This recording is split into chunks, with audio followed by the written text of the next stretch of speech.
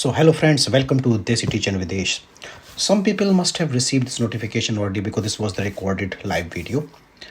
So before starting the video, let me make it clear that whatever I say is based on proof. I don't say things without evidence. For instance, if I mention that Finland's economy or the recession in Finland will recover between 2024 and 2026, I will base it on reports. Once the video is published, I will share the report in the comment section. Okay, the report is from the Bank of Finland's biannual bulletin, and it predicts the direction of economy over the next 2 years and the impact on the recession, including the job market. According to the financial report for 2024-2026, Finland will slowly recover from the recession. It won't be rapid recovery, but a gradual one.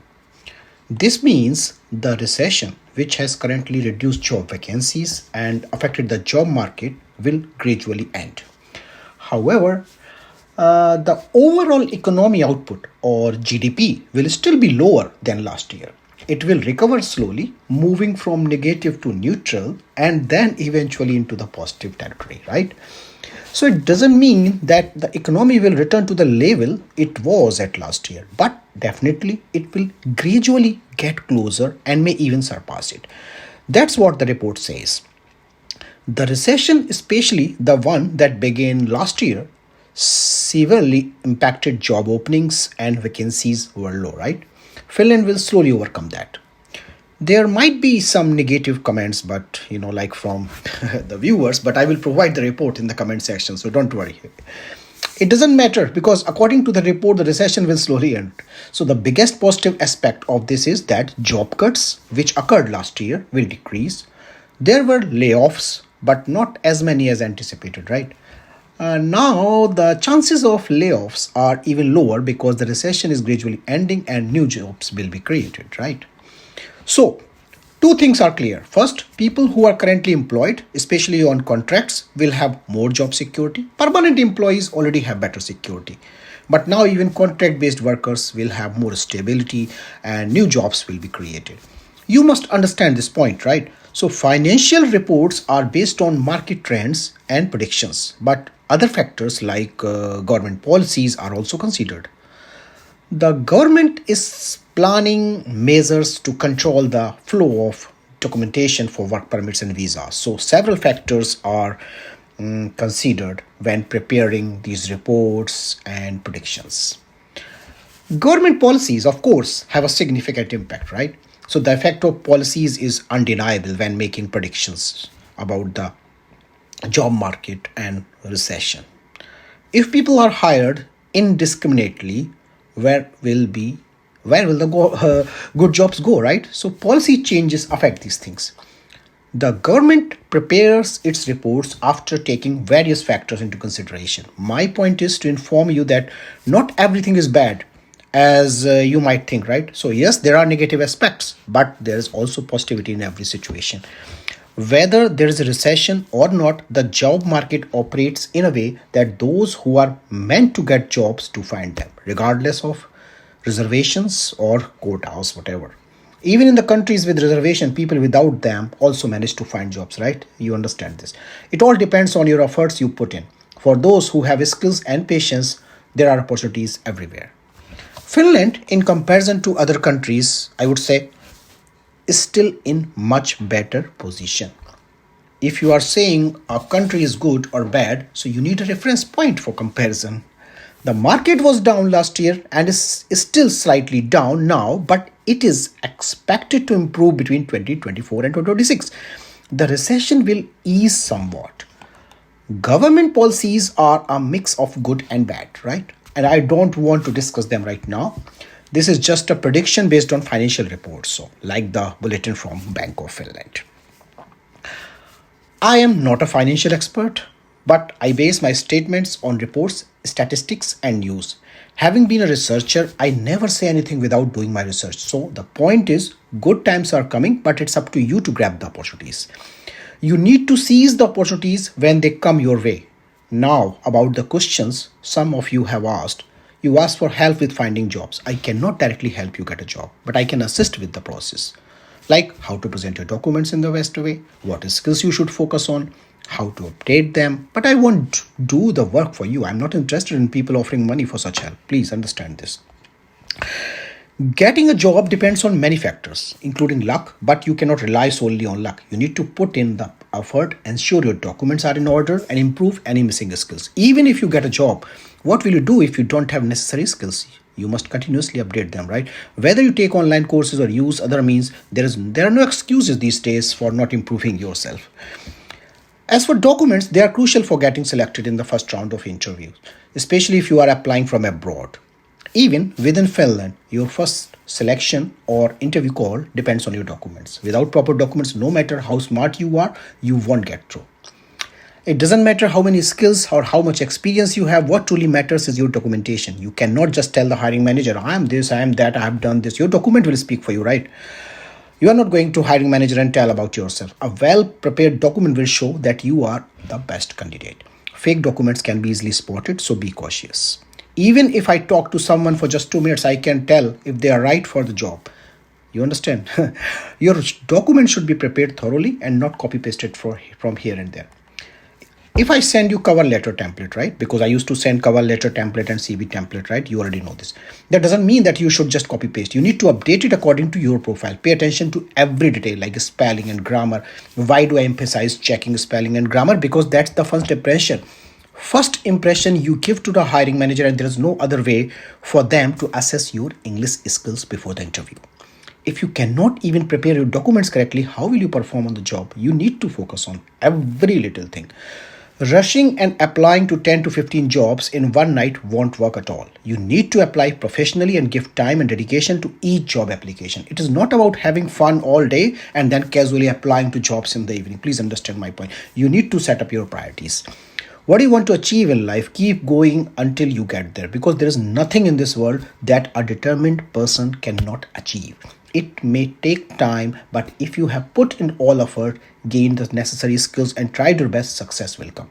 Now, some of you may be diploma holders or wonder if having a diploma matters. Yes, it does, but only to a certain extent. If you apply in an industry where a degree is a minimum requirement, you won't get the job, no matter how much experience you have. Please understand this. I have told you this many times. If you have a diploma in engineering, you can pursue part-time studies like a bachelor degree or BTech alongside your job. Without a degree, it's very tough to get a job in Finland, especially in technical fields like engineering. Even if you are highly experienced in your country, without meeting the minimum educational requirements, you won't be eligible for certain jobs, right? You understand my point. Well, so you need to understand the requirements and the skills needed for the job. It's not just about having a diploma degree. It's about the dedication and effort you put into achieving your goals. If you want to teach in Finland, for example, you need to get your educational documents validated. Okay, these are the questions I am covering now because you already sent some questions. So I have already made a video on that explaining the process for teaching in Finland. Please understand my viewers in Desi Teacher and Videsh. I have other channel, Desi Teacher in Europe, which is very much active in comparison to Desi Teacher and Videsh. But now I will try to post those videos in this channel as well. But there you can check my videos with subtitles. But here is completely in English. Okay, so without knowing the local language, it is impossible to get like teaching job in a school. Seoul, it is true that there are schools for English, Swedish and other languages, but 90% of the schools here require Finnish if you want to be a teacher in school. If you are serious about coming to Finland, consider taking some course related to teaching or other professions. During your education, learn the language and then apply for job. Otherwise, even if you have been teaching for 20 years and you don't know the language, what will you teach then? You need to understand these realities, please. Consultants might tell you otherwise, right? But don't be misled by them. I've been in the industry for a while and I can tell you the truth based on real experience. Be careful where you invest your money or time. If your goal is to come to Finland, that is achievable. However, getting a job based on diploma is extremely rare unless you have a strong connection in the industry, right?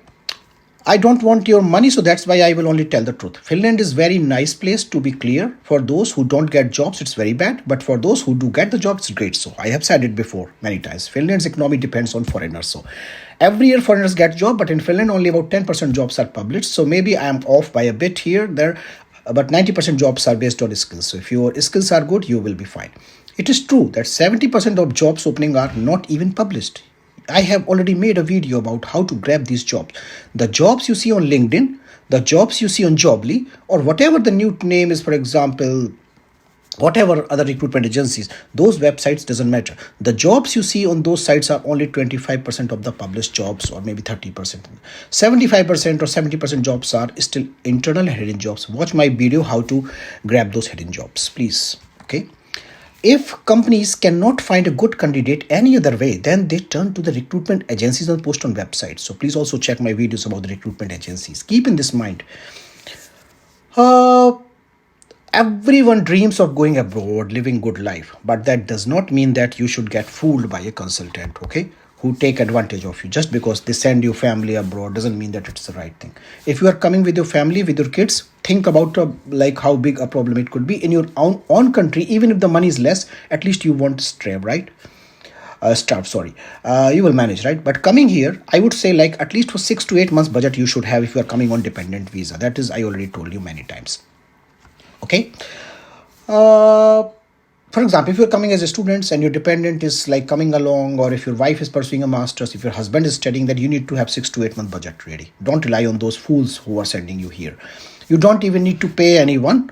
You can apply on your own. So why to pay, right? But if you already given the money to those fools and you have come here, so don't assume that everything will fall into place in 1 or 2 months. And by the fourth month, you will buy a house. Be practical, please.